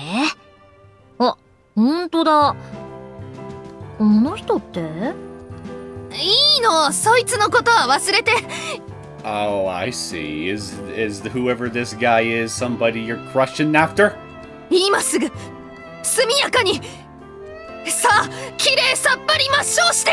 I'll take this as a definite yes. はあ。知らない。私は何も知らない。知りたくもない。後にも先にもそんな奴はいない。この世に存在しないんだ。But maybe he will in the next one, and then I'll get to see how he makes your heart go aflutter. I have a feeling that'll be pretty funny to see. He's not even here yet, and he's already making you scream. I like him already. どうしたんですか、ミナイさん。いつものクールさが粉々に吹っ飛んでますよ。なんか変なトラウマスイッチが入っちゃったみたいだね。なあ、頭。ミナイさんがそこまで嫌うその人ってのは誰なんだ？ Oh, it's hate, not love. Guess I totally misread the mood on that one. I still like him already, though, if he can get this much of a reaction out of her. 所長さんだね。Ah! The boss. Perfect. ミナイさんの勤める書き打ち書の。まだ続きがある。But wait, there's more! なにミナイさんの妹の婚約者？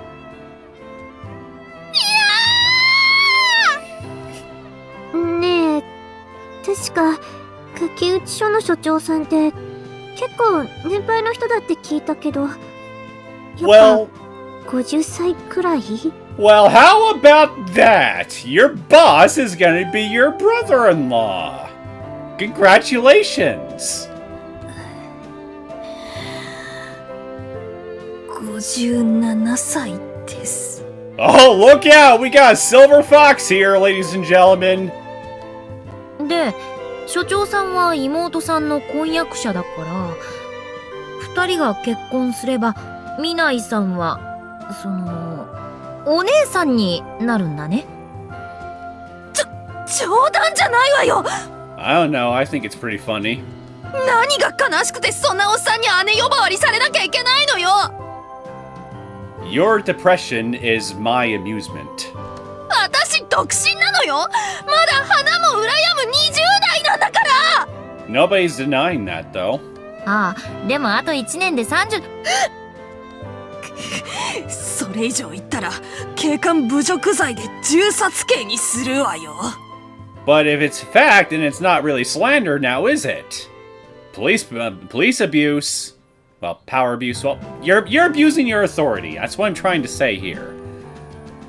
そんな罪名あったっけ？これから作るの。 Okay, better talk to your local legislator then. いっぱい偉くなって警察官僚になったら私をおばさん呼ばわりしたやつはみんな死刑にしてやるから。 Okay, sure. Maybe you can do that. But you would have to catch me first. それから20歳以上も離れたカップルの結婚は法律作って禁止にしてやる。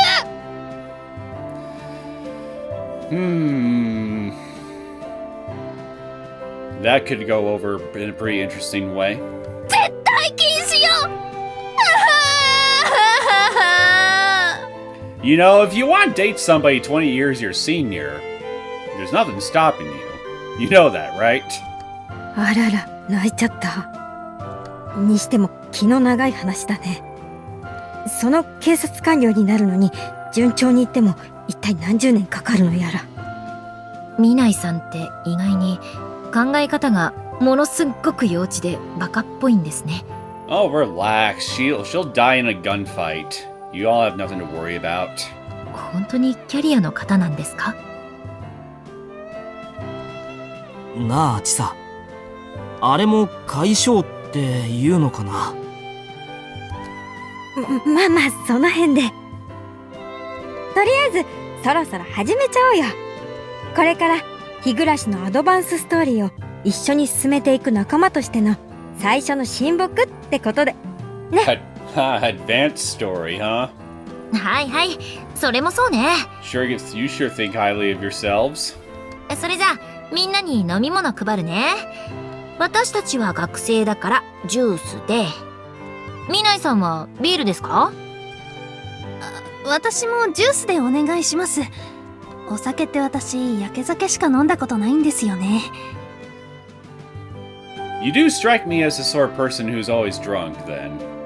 Not gonna lie. That's a joke, by the way. さらっと場が暗くなること言うな。みんなコップは行き渡った？それじゃ私が温度を取るね。では染め写し終了。お疲れ様でした。お疲れ様でした。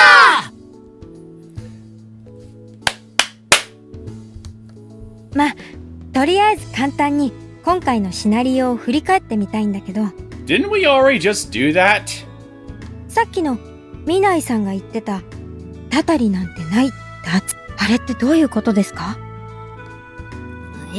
ですね、実は私もともとオカルト的なものってあまり信じない方なんですが、今回の一連は特に自信を持ってたたりってのは何かのトリックだと思っています。へえ、その根拠は何ですか？皆さんはご存じないと思いますが、山中で発見された女性の衝殺事件、これがたたりによる殺人あるいは自殺だと判明した時点で、私の中では超常的な存在の可能性が全くゼロになりました。それってどういうことですか？これは犯罪心理学の話になるんですが、殺人手段に火を用いるあるいは死に方に火を選ぶというのは極めて文明的な人間ならではの方法なんです。 You call death by fire civilized? 人間ならでは？例えば地球上に存在する生き物で火を道具にするのは人間だけ。それほどに火というものは扱いが難しく、また本能的に恐怖を呼び起こすもの。 I don't know, man. If dolphins could crawl on land, I'm sure they could use a torch. They seem like pretty smart animals to me. だからそれを用いる際には加害者、あえて人間に断定させてもらいますね。その意志と感情がはっきり出ると言われています。その見地から鑑みると、たたりなど何らかの精神的な誘導による本能的殺人手段には絶対に用いない方法なんですよ。すみません、ミナイさん。もう少しわかりやすく説明してもらえませんか？なんとなく、夏美たちが巻き込まれた事件との関連性が見えにくくて。ああ、ごめんなさい。つまり、順を追って説明しますと、まず、たたりの根源である対象は、綿流しのお祭りが行われた6月19日の夜に、神への供物となる犠牲者を焼殺した。その数日後に、お社様に仕える村の巫女が、惨殺死体で発見される。そしてその翌日、ひなみ沢村で、たたりの集大成となる火山ガス災害が発生。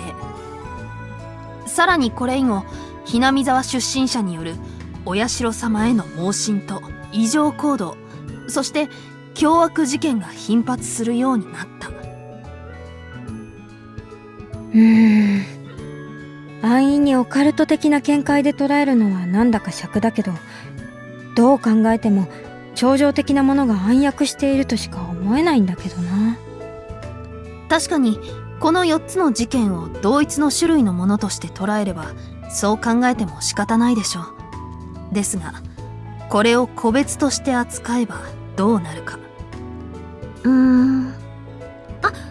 もしかしたら何か分かったの？夏美。この4つの事件それぞれが起きたことで、誰がどんな影響を受けたのかって考えてみたの。最初の事件では犠牲者が出たことで、村の人たちがたたりの存在を強く感じて、ますますお社様への信仰を厚くしていったよね。でも2度目はその存在を一番敬う立場にいるはずのお社様の巫女を殺している。これって自分を信奉させるためって目的を考えたら絶対に逆効果だよね。どういうこと？じいちゃんにもわかるように説明してよ。つまり人々にたたる魔月神が不心得者に災いをもたらす理由は、自分を信奉しないとこんな目に遭うぞという見せしめを行うためでしょ。確かに言われてみれば変だな。同じように信奉者たちに不信を植え付けながらも、まるで違う意味になっている。そして3度目も一緒。村人全員にたたりをもたらして、自分を恐れ敬う人たちまでもひっくるめて滅ぼしてしまった。聖書の箱舟のエピソードじゃないけど、本当に敬虔な信者を救って従わせるのが本来の神様のはずなのにさ。4度目のひなみ沢出身者による強行も同じだよな。信じている人もいない人も惨劇に巻き込まれるようになったら、逆にお社様に関わることこそが危険なことだと皆が考え出す。ということは、お社様は自分の信者を自分自身で離れさせようとしている？どう考えてもそれはおかしいよな。つまりミナイさんの考えだと、このたたりはお社様の意志によるものではないということですか？私は割と唯物論的な考え方なんです。だから神様といっても自分自身にメリットがないことをしたりはしないと考えます。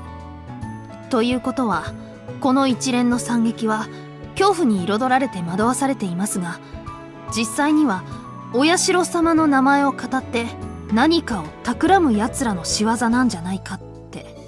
Sharp as a tack, this one. なんて、まだ確固たる証拠をつかんでいるわけじゃないんですけどね。じゃあミナイさん、犯人が人間だって断定するからには、誰かにとって今回の惨劇は何かのメリットがあるんですか？ Funny you should bring that up. ええ。犯罪には必ず誰かにとっての有益性が存在する。それが解明できれば、おのずと関与する人たちの意図や、その顔ぶれが見えてくるものですよ。なるほど。そして私は、犯罪者の心理がはっきりと現れやすい第一の衝殺事件にこそ、何かの秘密が隠されているんだと思っています。今回の染め写しでは、残念ながら私たちの手で操作することができませんでした。ですが、次こそその内容を調べ上げて、真相を暴いてみせますよ。頑張ってくださいね、ミナイさん。次回も頼もしい活躍期待していますから。任せてちょうだい。まあそれ以上にミナイさんには片付けなきゃいけない問題があるんだけどね。妹さんのこととか、妹さんのこととか、思いっきり年上の弟さんのこととか。 Read my mind. それは言わないで。いやー、今回いいこと聞いちゃったわ。このネタはまだしばらく使えそうだね。千里、あんた鬼か。まあまだ犯人が人間かそれともタタリなのかと判断するには、証拠もそして事件の詳細も不明な点が多すぎるよね。Maybe you'd be right if I played this arc in the order of the original console version, but since I haven't, I'm way ahead of you guys, so ha! だから次回、ひなみ沢のことをよく知っている刑事さんたちから情報を集めることが重要な意味を持ってくるんだと思う。推理はそこから始めても遅くはないかもね。そうだな。ミナイさんの見方はもっともだけど、今の段階では根拠もなくあれこれと言い合っているだけだし、もっと事件についていろいろと情報を仕入れていきたいところだよ。まだアドバンスドストーリーは他にもたくさん出てくるみたいだしね。それもじっくり読んで、本編の内容とも照らし合わせながら謎を解明していきましょう。それもそうですね。それじゃあ次回、影帽子を楽しみにして、それまで私たちはこれまでのシナリオをもう一度読み返してみようか。Nah, I'm good. I want to move ahead. それでは、日暮らしの泣く頃に睡。次の章をお楽しみに。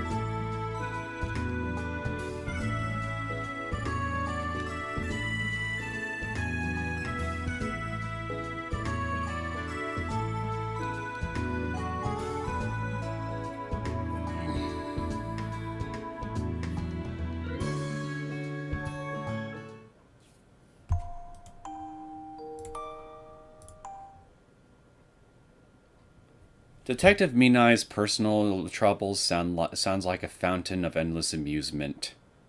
Every time I learn more about him. Not gonna lie. I hope I get to see plenty more of that. But not too much, because too much of a good thing isn't always a good thing. No, you gotta spread it out. Gotta use it as a nice little treat every once in a while to help bring some levity to the tragedies that we have to sift through. And I won't lie, it did a good job of cheering me up a little, even after the downright downer ending that we just witnessed in this toward the end of this arc. I mean, I still feel pretty bummed out about it, because, well, it's a sad situation. But who knows? Give them another arc or two, maybe they'll be able to achieve their own happy ending just as thoroughly as the main cast did in Chapter 8. Although I do hope, though, that if that's indeed what happens, the way in which they achieve their victory won't feel quite as contrived. But I guess we'll cross that bridge when we get to it, huh?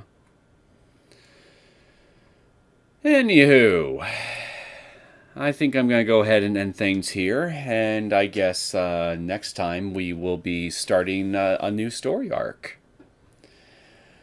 I hope you guys enjoyed this latest episode of the Higurashi When They Cry console arcs. If you did and you want to see more content from me, feel free to subscribe to my channel. I will see you all next time. Take care.